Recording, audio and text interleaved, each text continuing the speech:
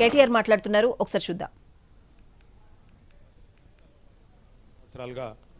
ఎలాంటి మార్పు రాలేదు. ఇంకా ఏమైనా మార్పు వచ్చింది అంటే అది తిరోగమనం వైపు, అంటే తిరిగి ఏదైతే పాతకాలంలో ఉండే పరిస్థితులు ఉండేదో తెలంగాణ రాక పూర్వం కేసీఆర్ గారు ముఖ్యమంత్రిగా పదవి బాధ్యతలు చేపట్టక పూర్వం మళ్ళీ అదే పరిస్థితి ఈరోజు తిరిగి తిరోగమనం వైపు ప్రయాణిస్తున్న ఈ సందర్భం స్పష్టంగా మనకు కనబడతా ఉన్నది. ముఖ్యంగా ఈరోజు మనం ఆలోచించాల్సింది, మనం ఇక్కడ వేడుకల్లో ఉన్నాం కానీ తెలంగాణ వ్యాప్తంగా రైతులు యూరియా దొరకక వేదనలో ఉన్నారు.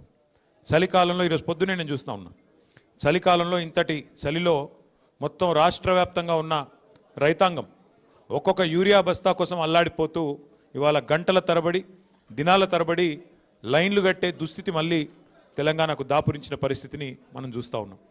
అయితే నా ప్రార్థన మీ అందరితో మనందరితో, మనకు పోరాటం కొత్త కాదు. 14 ఏళ్ళు ఆనాడు అటు కేంద్రంతో ఇటు రాష్ట్రంలో ఉండే సమైక్యవాదులతో పోరాటం చేసింది కేసీఆర్ గారి నాయకత్వంలో, మీ అందరి ఆశీర్వాదంతో. అట్లాగే 10 ఏళ్ళు మరి తెలంగాణ రాష్ట్రం ఏర్పడ్డ తర్వాత మీ అందరి కష్టంతో, మీ అందరి దయతో కేసీఆర్ గారు ముఖ్యమంత్రిగా పదవి బాధ్యతలు చేపట్టిన తర్వాత 10 ఏళ్ల తెలంగాణ మీద కేసీఆర్ గారి ప్రగతి సంతకం చిరస్మరణీయమైనది, దాన్ని ఎవరు తుడిపేయలేదనే మాట కూడా నేను మీకు గుర్తు చేస్తూ ఉన్నా.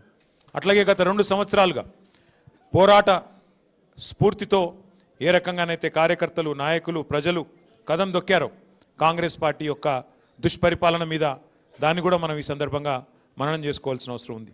ముఖ్యంగా నాయకుడు కేసీఆర్ గారు, మన పార్టీ నాయకులు జెండాను రెపరెపలాంచే వాళ్ళు నాయకులు కావచ్చు, కానీ ఆ జెండాను నిటారుగా భూమిలో పాతిపెట్టి ఇది నా జెండా అని చెప్పే సోదరులు మాత్రం మన కార్యకర్తలు అనే మాట నేను గుర్తు చేస్తూ ఉన్నా. వారి పోరాట స్ఫూర్తికి, అది పంచాయతీ ఎన్నికల్లో కావచ్చు, లేదా గత 2 సంవత్సరాలుగా చేసిన వివిధ పోరాటాల్లో, లగచర్లలో గిరిజనుల మీద జరిగిన దాష్టికానికి వ్యతిరేకంగా, అట్లాగే తెలంగాణ వ్యాప్తంగా రుణమాఫీ పేరుతో జరిగిన దగ, రైతు బంధు ఎగ్గొట్టి 2 సార్లు చేసిన మోసం, 6 గ్యారంటీలు, 420 హామీలు, వాటి మీద ప్రజల